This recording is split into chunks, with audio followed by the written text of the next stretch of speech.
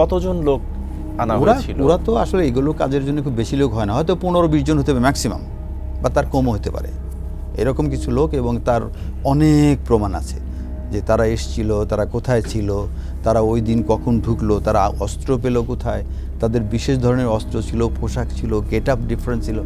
এই জিনিসগুলো কিন্তু অনেক সাক্ষ্য প্রমাণের মাধ্যমে এখন প্রমাণ হচ্ছে, যে কথাগুলো আগে কেউ বলতে পারতো না, এখন এগুলো বলতে পারছে। এবং এটা বলতে পারতে যেটা দেখা যাচ্ছে যে এটার পিছনে আমাদের সে সময়ের রাজনৈতিক দল যারা ক্ষমতায় ছিল, তারা একদম টপ ব্রাশ থেকে শুরু করে অনেকেই জড়িত ছিল, ব্যক্তিগতভাবে, দলগতভাবে কেমন ছিল, তাপস সাহেব কিছু লোক পাঠাই দিল ভিতরে যে তোমরা যাও মিছিল করো, বিডিআর ভাই ভাই সেনাবাহিনীর রক্ত চাই। এবং যে ছেলেটা এই মিছিলের নেতৃত্ব দিয়েছে সেই ছেলেটাকে কিন্তু ধরা হয়েছিল জিজ্ঞাসাবাদের জন্য, তাকে কিন্তু মেরে ফেলা হয়েছে। যদি সময় মতো পদক্ষেপ নেওয়া যেত, আপনি কি মনে হয় যে তাহলে কি অফিসারদেরকে বাঁচানো যেত এবং এটা রক্ষা করা যেত কিনা? কিচ্ছু হতো না, কারণ এর আগেও তো বিদ্রোহ হয়েছে, আনসার বিদ্রোহ করেছিল, সেই সময় বিএনপি গভর্নমেন্ট বলছে যে বিদ্রোহ দমন করো, দমন হয়ে গেছে।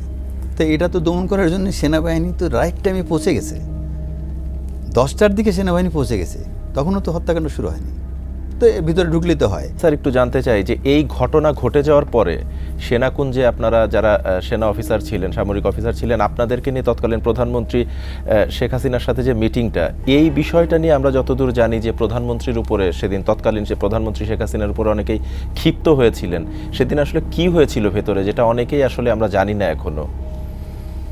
না, ক্ষিপ্ত হওয়াটা তো অস্বাভাবিক কিছু না, ক্ষিপ্ত তো হবেই, পারলে মেরেই ফেলবে, এরকমই তো ছিল সেই সময়ের পরিবেশটা।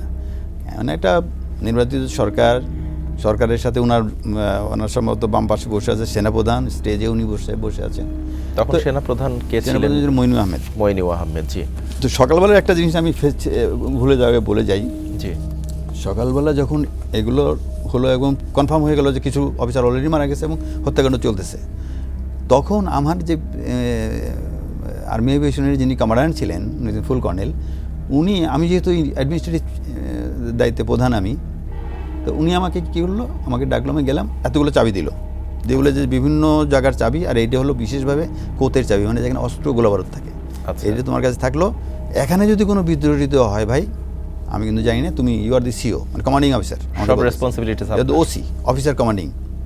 তো ওটা আমাকে দিল, দিয়ে আমি বললাম যে আমি কী দিয়ে ঠেকাবো, তো যে তুমি 2টা সাবমেশিন গান নাও, আমি এবং আমার অ্যাসিস্ট্যান্ট ছিল একজন ক্যাপ্টেন, তো আমাদের একটা সাবমেশিন গান দিল এবং আমি 2টো ম্যাগাজিন দিল, আর কিছু না।